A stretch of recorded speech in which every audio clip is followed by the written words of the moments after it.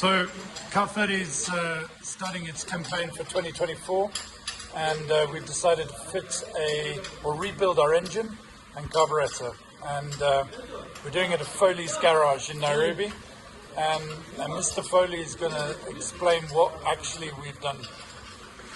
So after getting the compression results, they were very low, so we've completely stripped the engine, sent it down to our engineers, and we use general engineering.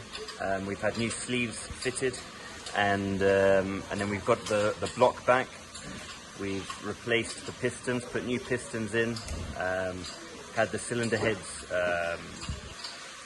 checked and fitted in. And then we fitted a new Weber carburetor on top to gain more power and more reliability.